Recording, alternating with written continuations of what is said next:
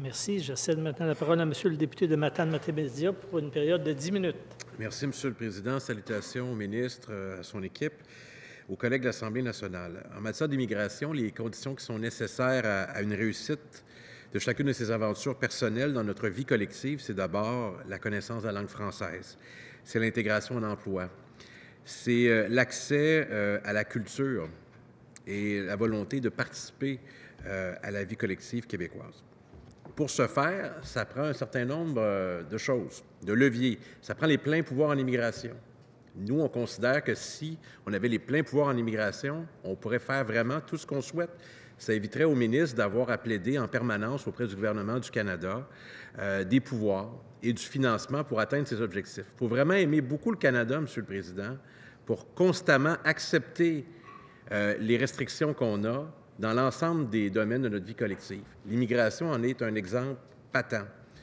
L'autre condition intéressante, quant à moi, c'est la régionalisation de l'immigration. Le Parti québécois, lors de la dernière campagne électorale, a proposé que 25 de l'immigration soit dans les régions, parce que ça répond également à des besoins de main-d'œuvre, parce qu'il y a une capacité d'intégration, parce qu'on a besoin de citoyens québécois qui puissent venir vivre avec nous la vie dans les régions du Québec, qui est très stimulante. Comme l'occasion est intéressante d'échanger avec le ministre sur un ensemble d'enjeux, non seulement sur la base des chiffres, mais également des valeurs, je veux lui indiquer que le Parti québécois a proposé 20 mesures d'intégration pour l'immigration. Je vais lui en soumettre quelques-unes pour son appréciation, pour qu'on puisse avoir un échange là-dessus.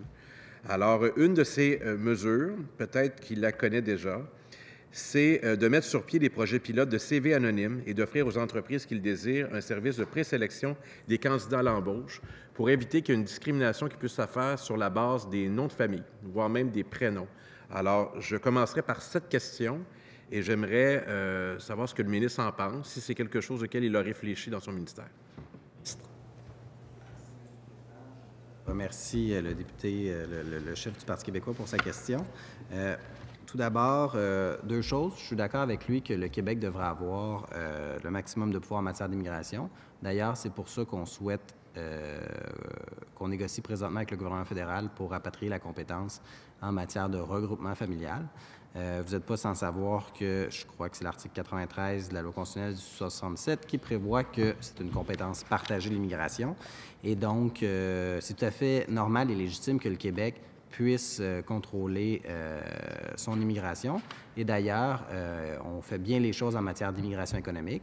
Là, au niveau de l'immigration, au niveau du regroupement familial, ce serait tout à fait logique que le Québec également ait cette compétence-là. Et là-dessus, on s'entend. Sur la question de la régionalisation aussi, je suis d'accord avec lui. Écoutez, c'est justement pour ça qu'on veut faire en sorte, avec le nouveau système ARIMA, de prioriser les gens qui auront des offres d'emploi validées en région.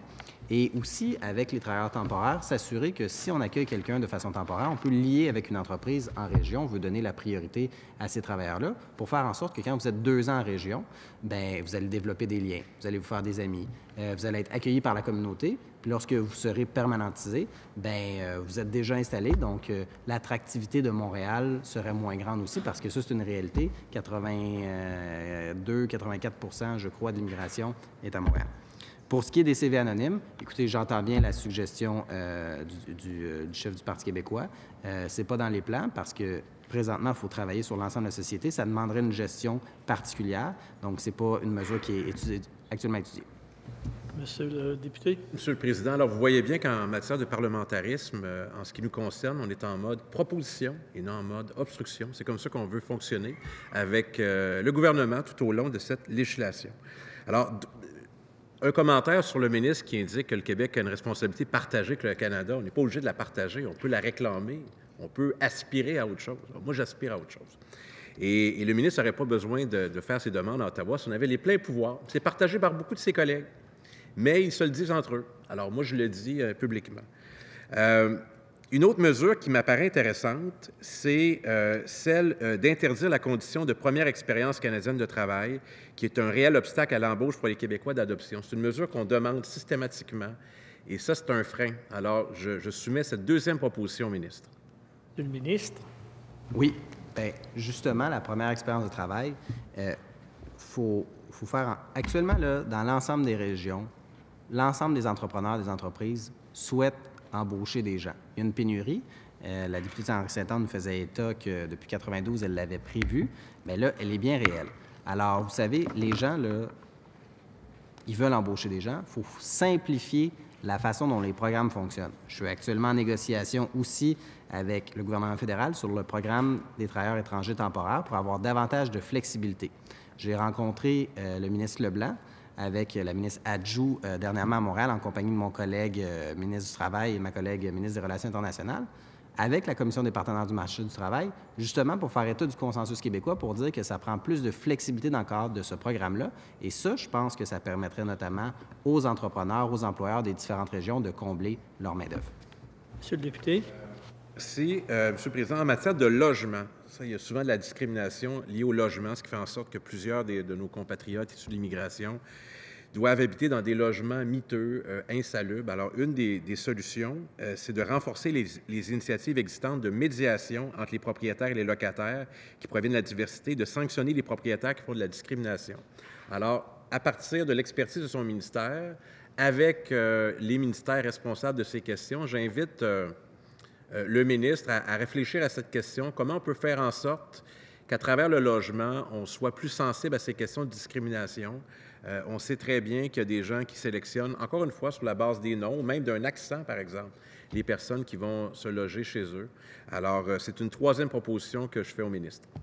Monsieur le ministre. Oui, j'entends bien et je suis heureux que le député de Matane-Matapédia souligne cela parce que cette pratique-là, c'est complètement et totalement illégal et il faut la dénoncer.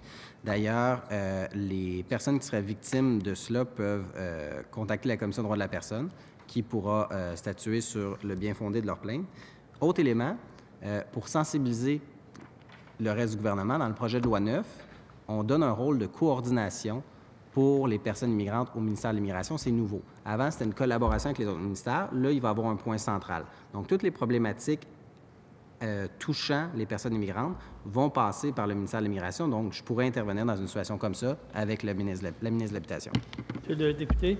Merci, Monsieur le Président. Une des questions les plus importantes pour les candidats à l'immigration, puis une question qu'on se pose de façon cyclique au Québec, voire même systématique, c'est comment se fait-il que des gens qui ont des qualifications importantes, utiles, nécessaires, ne puissent pas s'intégrer en emploi? Ça passe notamment par la fin de certains corporatismes. Il y a des blocages qui se font dans certaines professions. On a tous été témoins d'histoires incroyables où des gens pourraient s'intégrer dans des domaines très précis, où il y a de la demande en emploi et où il y a une résistance de différents corporatismes au Québec. Ce n'est pas le gouvernement du Québec qui bloque, c'est des corporations.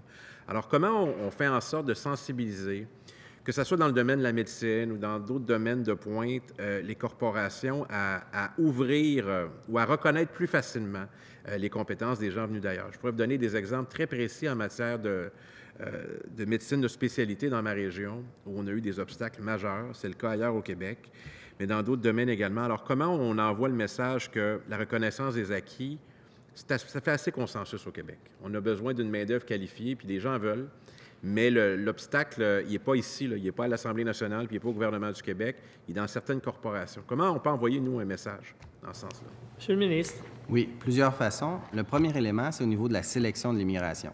Parce que, vous savez, au niveau de la reconnaissance des compétences, souvent, ça touche les ordres professionnels. Il y a 46 ordres professionnels au Québec. Bien souvent, il arrive des difficultés au niveau de la reconnaissance parce que c'est une reconnaissance, supposons, partielle. Donc, quand c'est une reconnaissance partielle, supposons, par certains ordres, souvent, ça exige de faire certains stages. Donc, la problématique, c'est est-ce que les stages sont disponibles? Si les stages ne sont pas disponibles, il y a une problématique, ça prend plus de flexibilité. Pour ce qui est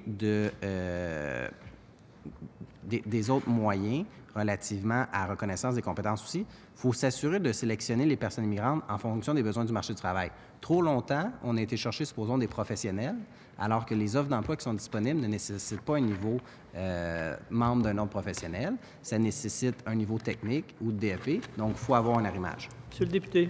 Oui, OK. Alors, je pense qu'il faut informer les candidats à l'immigration aussi des connaissances qui sont requises et la question de la reconnaissance des diplômes. Et terminer en disant que ces propositions-là, j'en ai 20. Alors, celles que je n'ai pas pu poser au ministre, je vais lui envoyer pour que ça puisse l'inspirer dans son action politique. Merci.